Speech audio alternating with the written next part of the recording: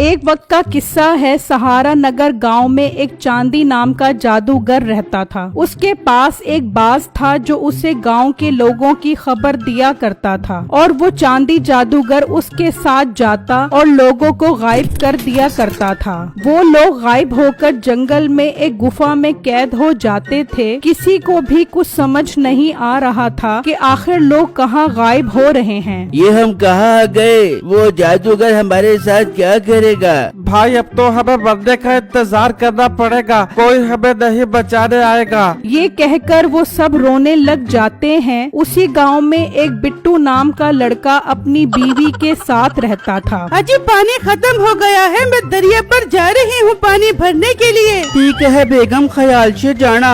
آپ فکر مت کرو، میں یوں گئی اور یوں آئی۔ اس کی بیوی پانی بھرنے کے لیے نکل جاتی ہے، اور جب تالاب پر پہنچتی ہے تو اس جادوگر کا باز اسے دیکھ لیتا ہے اور جا کر اسے بتاتا ہے، مالک ایک عورت تالاب پر پانی بھرنے کے لیے آ گئی ہے، چلو اسے غائب کر کے گفا میں قید کر دیتے ہیں۔ بہت اچھا کام کر رہے ہو تم میرے پیارے باز، بس تھوڑے ہی ٹائم بعد ایک ایک کر کے گاؤں کے سارے لوگوں کو گفا میں قید کر دیں گے، اور ان سب کے خون کی بلی دے کر ہم ہمیشہ کے لیے دنیا پر حکومت کریں گے۔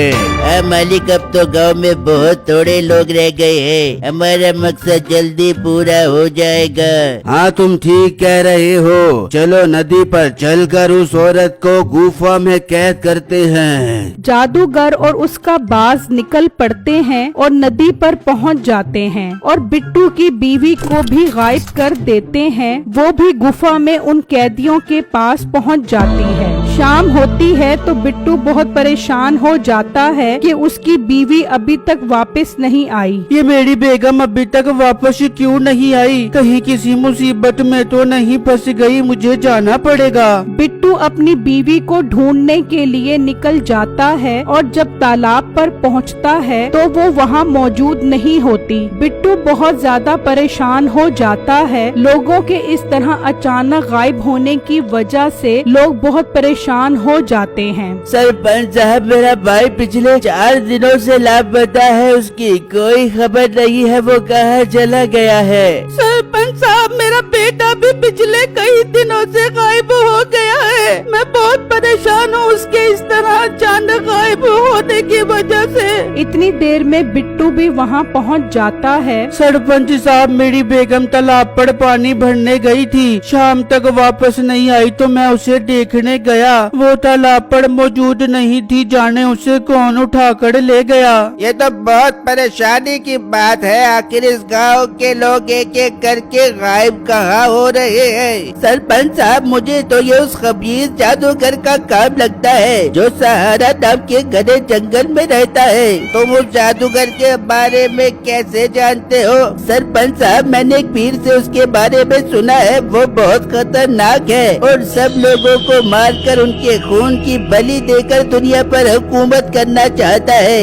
اس کا مطلب میری بیوی کو بھی جادوگر اٹھا کر لے گیا ہے؟ ہاں، سب لوگوں کو وہی اٹھا رہا ہے، ہمیں دیر نہیں کرنی چاہیے ورنہ وہ ایک ایک کر کے سب کو لے جائے گا۔ مگر یہ کام کرے گا کون؟ سرپنچ صاحب، میں کروں گا یہ کام۔ اس جادوگر کو سبق سکھانا تو میرے بائیں ہاتھ کا کام ہے، پر میری ایک شرط ہے۔ کون سی شرط ہے تمہاری؟ اگر میں کامیاب ہو گیا تو آپ سب لوگ مجھے 10 لاکھ روپے دو گے۔ ٹھیک ہے، ہمیں منظور ہے۔ ٹھیک ہے، میں کل ہی اس جنگل کی طرف روانہ ہو جاتا ہوں۔ پھر جب اگلا دن نکلتا ہے تو میٹھا اس جنگل کی طرف روانہ ہو جاتا ہے تو دیکھتا ہے کہ ایک درخت پر الو بیٹھا ہوتا ہے۔ اے انسان، تم یہاں سے آگے نہیں جا سکتے، یہ میرا علاقہ ہے۔ ارے الو میاں، میں ایک بہت ضروری کام سے آگے جا رہا ہوں، مجھے مت روکو۔ نہیں، تم ایک شرط پر ہی آگے جا سکتے ہو، پہلے تمہیں میرے ایک سوال کا جواب دینا ہوگا۔ کیسا سوال ہے الو میاں؟ تو سنو سوال، اگر ایک طرف ہیرے اور سونے ہو اور ایک طرف چاندی تو تم کیا لینا پسند کرو گے؟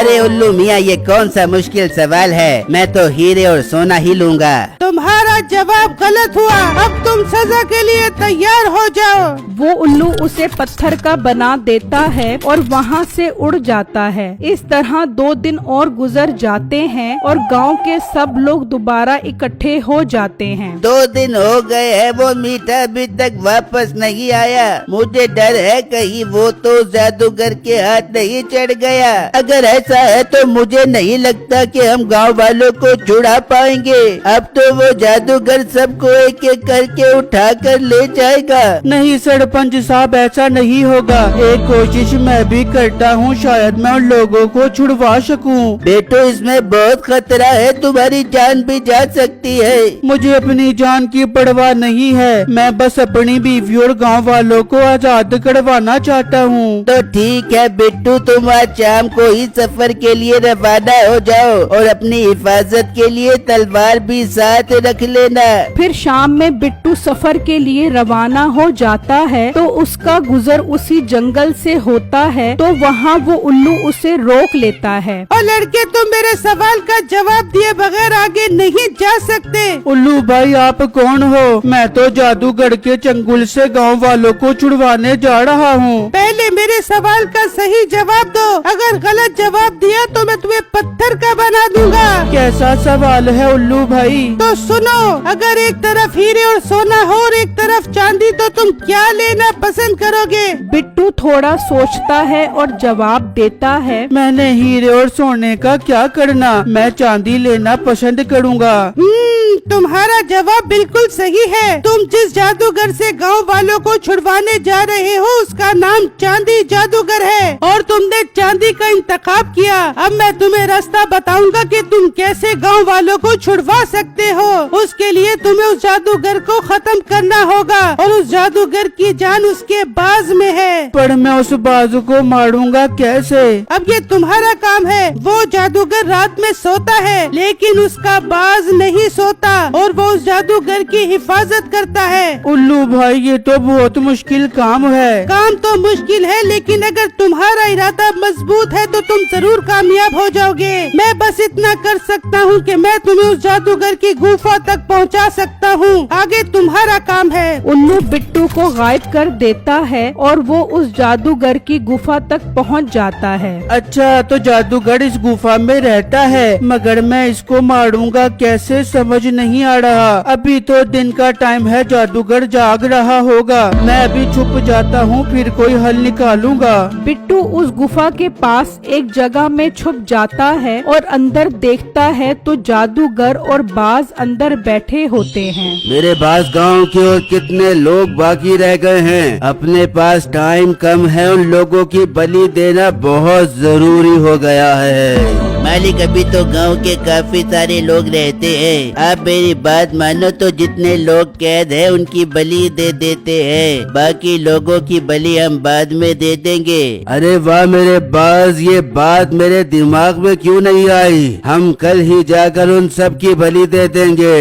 बिट्टू ये सब सुनकर बहुत परेशान हो जाता है और इतनी देर में रात हो जाती है। मेरे उल्लू, मेरे सोने का टाइम हो गया है, मैं अब सो रहा हूँ। ठीक है मालिक, आप आराम करो, मैं दरिया पर पानी पीने जा रहा हूँ। पानी पीने निकलता है तो बिट्टू भी उसके पीछे जाता है और वो दरिया देख लेता है जहाँ वो पानी पीता है। बिट्टू दिमाग लड़ाने लग जाता है कि किस तरह उल्लू को मारा जाए। अच्छा, तो ये यहाँ से पानी पीता है, मुझे किसी तरीके से इसे यहीं पर मारना होगा। कल जब यहाँ पर पानी पीने आएगा तो मैं इसे मौत के घाट उतार दूंगा।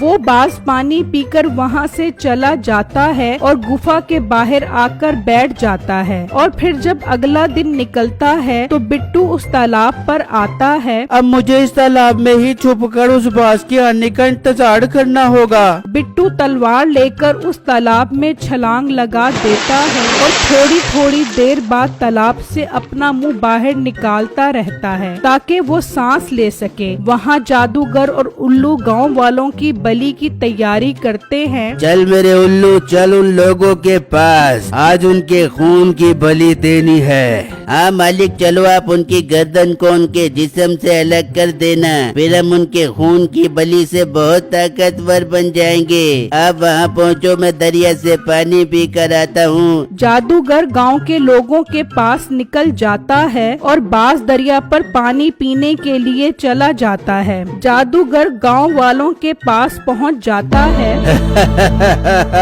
आज तुम सबका आखिरी दिन है इस दुनिया में। आज मैं तुम सबके